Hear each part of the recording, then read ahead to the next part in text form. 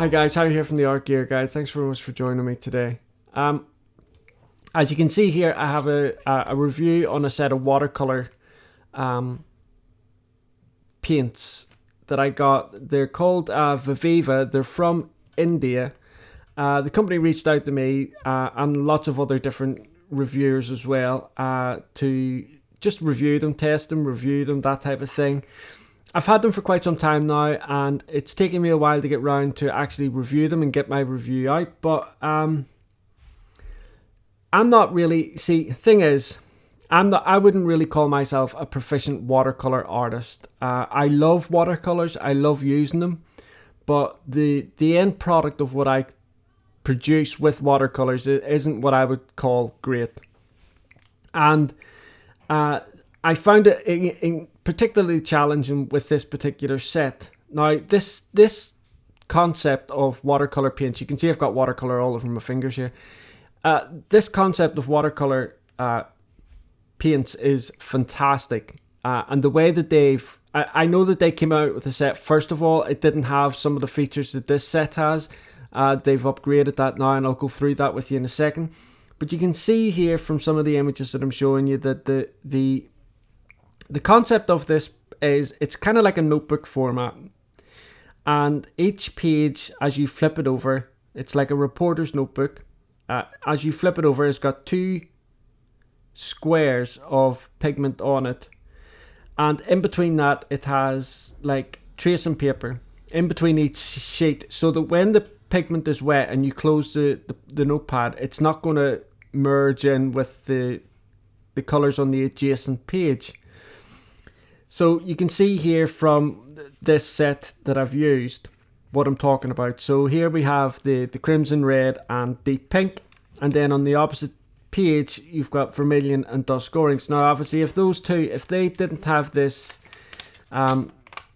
like plastic tracing paper sheet in the middle, then as soon as you close these over, they would just start running together. You would have to wait until they dried before you could close them over, before you could flip on through and get another colour. Now there's 16 colours in this set, and so therefore when you go out, if you if you're going out for a coffee or something like that, and you bring your watercolour journal with you, and you've got this really simple, easy, fit in the pocket concept of watercolour paints, you can just take it out, flip it over, lift the colour off that you need and put it onto your journal, and you're good to go. And I think in that respect it's fantastic. In respect of the vividness of the pigments as well, again, really, really good. There is one drawback, and I think it's only a drawback for a particular type of artist, and that particular type of artist just so happens to be me. I think because of the palette that they have chosen in this set, I think it's better. I think people who are more proficient in watercolor, not just watercolor paints, but the ability of mixing and blending and stuff like that and creating other tones. I think if you're really proficient in that type of thing, color theory, then this would be a set that would be absolutely fine. But for someone like me who's relatively new to watercolors, I'm okay with color theory, but when it comes to mixing paints, I've got to look things up and things like that. And even then, I don't know whether it's the colors that they've chosen here, but there's not an awful lot of different mixing that I was able to do. And there again, that probably falls into my inexperience with watercolors. And let me show you what I mean. So this is the color swatch that I created with this.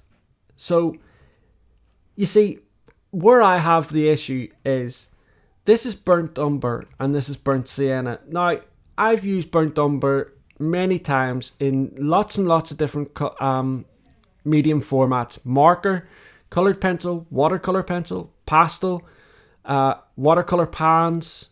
I've used burnt umber quite a lot. And this doesn't look like burnt umber to me. This burnt sienna doesn't look like burnt sienna either in any of the other mediums I've chosen or used. And I personally think that the burnt umber, the burnt sienna, the vermilion, the dusk orange, the chrome yellow and the gold orchid are all very, very, very similar. The two reds are beautiful, and as you can see, take that comment out of the equation, you can still see that the vividness of these pigments is just beautiful. And maybe that is a downside as well with this particular palette. Because they are so beautiful, are vivid and strong, I found it really difficult to weaken it, you know, to try and say, like, get like a really light pink, putting loads of water in and what have you. The two greens that they've got here are, well, three greens, but Viridian is, I personally don't like that green. But the light green and the sap green are gorgeous. I mean, they're the type of greens that I would always go for whenever I'm doing botanical work. The blues, again, peacock blue and Prussian blue. That's,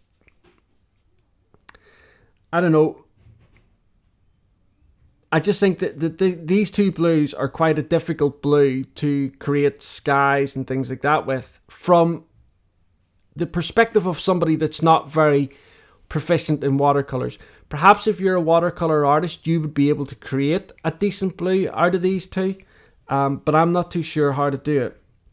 And then you've got this violet and magenta, and then this slate black. There's obviously no white there, and I know a lot of the time watercolor artists don't use white. It's not something that's used an awful lot, but I think for newer watercolor artists, I definitely think that if this burnt umber was more like a brown, it might make things a little bit easier. And I think that if there was maybe one set that had white on it, it would help to maybe, you know, mute this grey or black, this slate black down to greys. It might help to lighten these blues a little bit easier. I know there's ways of doing it. Before I'd done this, I'd done a lot of reading, because I've got a couple of watercolor books. I've done a lot of reading with regards to mixing colors and what have you. And they all said pretty much the same thing. And they all used pretty much the same blues and stuff like that in terms of... And none of the colors that I could see in any of these books or videos or anything like that were on this sheet. That they recommend, you know, if you're going to go out and create your own pans. That's why I personally think that this little set is perfect for a proficient watercolor artist. Now, if the palette was a little bit different, I think it would appeal to a much wider group of people. Someone like me, because if the palette was different, I would absolutely be able to use this anywhere I went. I wouldn't have to sit and think about colours and all the rest of it and mixing and stuff like that. And here's the other thing as well. So obviously this is the pans. Now, I was concerned that when you were going to use this, I thought to myself, because they're obviously quite thin, but there's a lot of them. It's a big square, and I thought, I wonder how long it's going to take before you're running out of pigment. Now, I done about 4 different paintings with these, because I did try to do a speed drawing, but everything I kept doing was just terrible. I just couldn't get the color range that I wanted. In the end, I done this poppy just because it was just red and green, and they're the best 2 colors that are in here, the crimson, the deep pink, the light green, and the sap green. And then I used a little bit of black for getting darker green. And I used, obviously, I think I used a little bit of vermilion as well on the poppy, but it's not, in my opinion, it's not artwork that is worthy of me making a speed drawing off it, which is a shame, because I know a lot of people enjoy my reviews because I do the artwork with them, and so therefore it can show you what it is. But I just don't think I just don't think the final artwork that I done was worthy of putting it up in a speed drawing. Anyway, so and there's a couple of strange things about it as well, but they're more just like a personal thing. Like this Prussian blue, if you look at it, it looks like purple, but when you actually wet it, and I'll do that in a second for you, you get this color instead of this, like, purple color. Same with the peacock blue. You can see there the blue underneath it, but you can see beforehand, before you use it, it's this kind of like pinky color. And I thought to myself, when I first seen it, I thought, wow, that's crazy. That's not peacock blue, that's pink. But sure enough, when you wet it, you do get this blue. So I think maybe the top layer is just like a protection layer. Maybe, I don't know. So, and you can see here underneath each pigment, you can create your own swatches. So they have given you this little slot here to take the pigment off, run it across here, and then you've got a visual indication of what the colors are. Obviously, you don't want to be walking around with something like this. It defeats the whole purpose of having this fantastic concept of the way the paints are done. Now, they have, and in the front of it as well, you've got this little area here where it says these colors belong to. So if you lose it, you know, you can put your name and a telephone number on there as well. There's a little instruction booklet here. It says the color sheets look different than their actual color on paper, as the pigment is super saturated. Well, that is true. These pigments are incredibly strong pigments.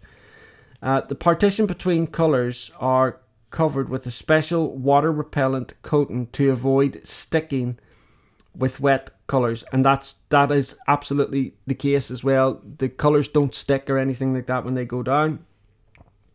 We recommend that you let the colors dry before closing the color sheets. Yeah, well, that's all very well and good, but if you're out doing something, if you're out in a cafe or something like that, you may not have time to sit and wait.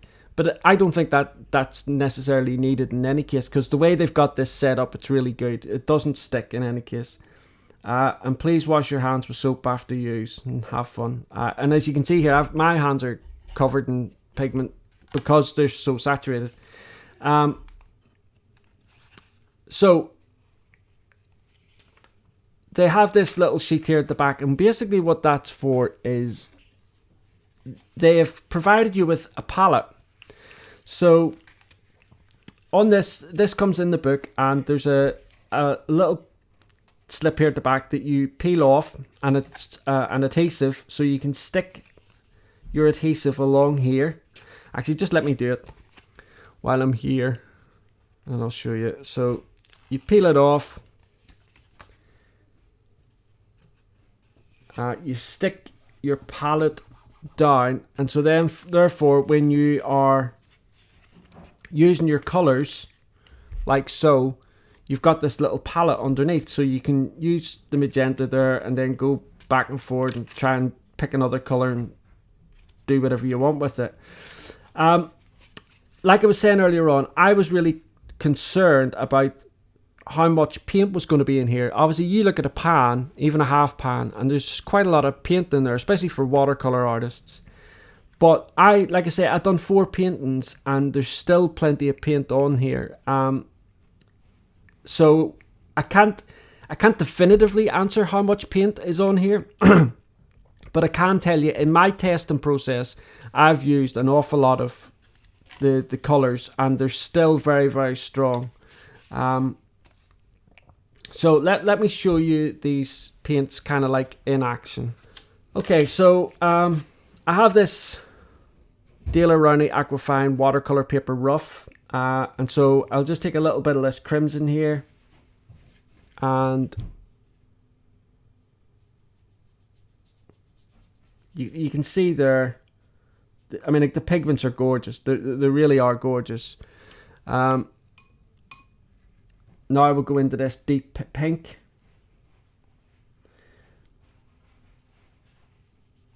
I mean, like, you see, I think the pigments are so strong. It's really difficult to, you know, for a watercolor artist like myself that's not very proficient in it, it's really difficult to mute these colors down to get the light pink that this color is. I mean, like, I'm putting loads and loads of water on here, and I know you can mop up and all the rest of it, but You know, I'm really doing my best here to get this light pink. Otherwise, it's almost identical to the crimson because the pigments are so super strong. So next one is vermilion, which is kind of like this. Vermilion is like an orangey red, which this is.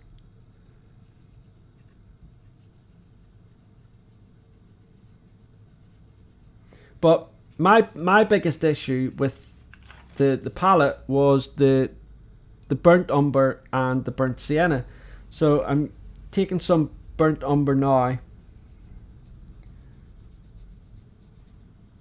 and you can see that to my eye that's more like a burnt orange, and they do have a burnt orange in here, and then this burnt sienna.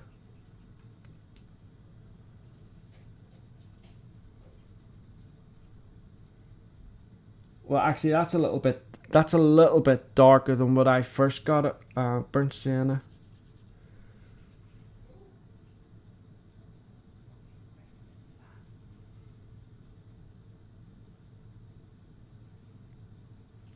See that's better. That's better looking. That burnt sienna there. I mean, it's still on the orange side. Is a little bit better than this burnt sienna here, that I have in the palette. But it doesn't really matter what I do with this burnt umber. I just cannot get this to look like a brown. And let's face it, burnt umber is brown. There's no mistake in burnt umber. It's not like a red. It's a nice deep brown from all the other mediums that I've tried in any case. So that was my biggest issue with it. Just really is the palette. The light green and the sap green are gorgeous, absolutely beautiful pigments. I did get, because I used the light green and the sap green quite a bit, I did start to get a little bit of like the paper. You know if you wet paper too much, like it's not watercolor paper, it's say like printer paper, and you wet it, and little flakes of paper start coming off. You can see there it's starting to happen a little bit. Let me zoom in here.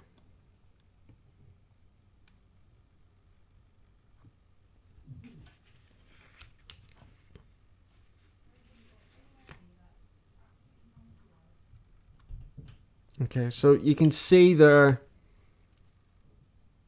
it's happening a little bit with the little flakes of paper that are coming off here.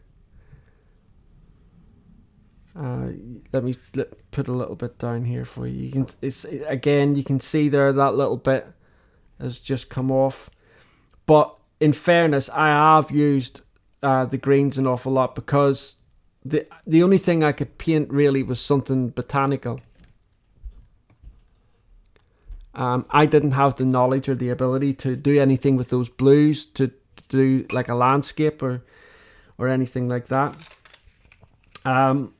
This peacock blue, I'll show you that, because I mean, it gets really cool the way it looks like this pink, and then obviously once you activate it, you get this I mean, look how strong that pigment is. That it's really super strong, like, and in order to do anything with this, you know, you would need, first of all, this little palette here just wouldn't cut it if you're out in a cafe or something like that, trying to get this muted down to a much lighter blue for a sky, say. So I mean, like, I really don't know what the answer would be in terms of that, other than because obviously the pigments have got to be really strong for this concept to work. But at the same time, I think if it's aimed at professional watercolor artists, then I think this is perfect. This is fine. Because the overall concept of this is tremendous. It's really good. It's very light. just fits in your pocket. You're good to go. I love this little notebook style, this like reporter notebook style. You can just flick it open. I just think that for new people that are much newer to watercolors and therefore not very proficient in the mixing and color theory, I think they would need to change the palette a little bit. And I've already spoke about that in terms of what I think they could do. Now I've got some images coming up here on the screen as well of the poppy that I've done, and you can see there yourself, it's not very good. But I just found it really, really difficult to mute these colors down or to water them down to create like, a gradient or shade or anything like that because of how strong they were. But other than that, I love the concept. Pigment's really strong. I'll have a link down below where you can go across and purchase some of these yourself directly from the company. The company, I've been working with the company and talking to them back and forward, and they're a fantastic company. And like I said, they did have a set that came out, and then they must have got some feedback from people who had reviewed it the first time, because I know Lindsay, the Frugal Crafter, she reviewed the first trial that they came out with this, and then that's when they put in the paper, the waterproof paper. And so they're obviously quite clearly listening to their customers and the feedback that they're getting. I don't know how many people will comment on the palette, but because ordinarily when I do a review, I don't watch other people's reviews before I do the product myself. I don't want to be influenced in any way, shape or form by anybody else's opinions. So I'll watch a couple of reviews now that I've done this and see what other people are saying about them. But that's the only downside in my opinion about this. The only downside is just the palette. I just don't think it's the best type of palette for new watercolor artists. Anyway guys, that's it. Thank you so much for watching this review. I look forward to seeing you again next time, and thank you all so much for your support over on Patreon. Hopefully I'll have another I've got another tutorial coming up on there very, very soon. I'm just doing the voiceover now for it and stitching it all together, so it'll be up over on Patreon very, very soon. And thank you all so much for all your support, your kind comments, your liking the videos, things like that. It's helping the channel grow so much. I can't thank you enough. I do have another giveaway which I'll be doing very soon, just before Christmas, so stick around for that because it's going to be a pretty big one. And that's it guys. Thanks. Bye.